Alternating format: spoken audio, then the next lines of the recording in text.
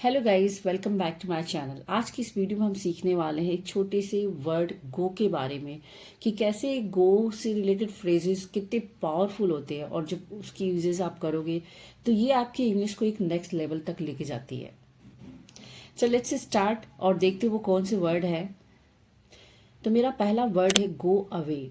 Go away का मतलब होता है दूर जाना या किसी को दूर भगा देना। दोस्तों, जब आपको कोई कोई पर्सन इरिटेट करता है ना तो आप उसको बोलते हो दूर हटो यार, अभी यहां से जाओ। For example, go away, right now I am busy, don't disturb me. Next word है go for it. Go for it का मतलब होता है कोई चीज की कोशिश करना या किसी चीज का कोई चीज न्यू है तो उसको स्टार्ट करना। मीन्स आप किसी चीज के बारे में सोच रहे हो लेकिन आप स्टार्ट नहीं कर पा रहे हो। तो if you want to start your new YouTube channel, go for it. Means अगर आप कोई चीज स्टार्ट करना चाहते हो, आप कोई चीज कोशिश करना चाहते हो, then go for it. Next word है गो क्रेजी। मतलब बहुत एक्साइटेड होना, किसी भी चीज को लेके एक्साइटेड होना। अक्सर स्टूडेंट अपने रिजल्ट को लेके एक्साइटेड रहते हैं, या फिर जब टीचर बोलती है ना क्लास में कि आज बच्चों कोई होमवर्क नहीं है, तो student they go crazy. So student go crazy because कि आज कोई होमवर्क नहीं है। जब कोई सेलिब्रिटी आते हैं ना तो दे गो क्रेजी फॉर दैट, मतलब बहुत एक्साइटेड हो जाते हैं उनके लिए। गो विथ फ्लो मीन्स जैसे चल रहा है वैसे चलने देना और उसी में सुर मिलाना। गो विथ फ्लो का मतलब उसी के साथ एडजस्ट कर लेना। यार लाइफ में क्या होता है, कभी कभी बहुत स्ट्रेस होता है, बहुत ही कभी कभी बहुत टेंशन होता है, तो कभी कभी हमें गो विथ फ्लो यानी कि जैसा चल रहा है यार वैसा चलने देना। ज़्यादा टेंशन मत लो, just go with flow, don't stress too much, just go with flow.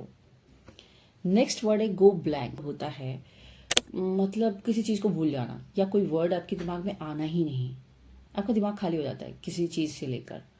जैसे स्पेशली हम जब स्पीच देते हैं या फिर एग्जाम देते हैं तो हमारा माइंड क्या होता है, ब्लैंक हो जाता है। So during exam my mind always goes blank, specially speech. When I deliver speech, then my mind goes blank. Go the extra mile. Go the extra mile का मतलब होता है यानी कि आप जरूरत से ज्यादा मेहनत करते हैं या फिर ज्यादा एफर्ट डालते हैं। सो जो लोग अपनी लाइफ में बहुत एफर्ट डालते हैं, बहुत मेहनत करते हैं, तो वही लोग देखना दोस्तों आगे बढ़ते हैं। If you want success, go the extra mile means ज्यादा मेहनत करो, ज्यादा एफर्ट डालो। So go the extra mile.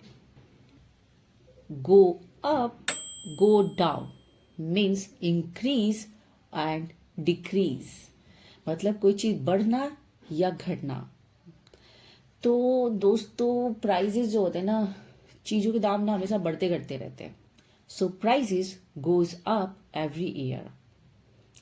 The temperature goes down in winter. Winter में टेम्परेचर डाउन हो जाता है, आपने देखा होगा। तो कोई चीज घटना, it means that go down. कोई चीज बढ़ना यानी गो up. Go back, go back का मतलब वापस आना, यानी कहीं भी आप गए हो वापस आते हो वहां से। I go back home after class. मेरी क्लास के बाद मैं हमेशा घर वापस आती। Go for a walk means walk पर जाना। वॉक पर जाना आप सबको पता है कितना बेनिफिट होता है हेल्थ के लिए। So every morning I go for a walk.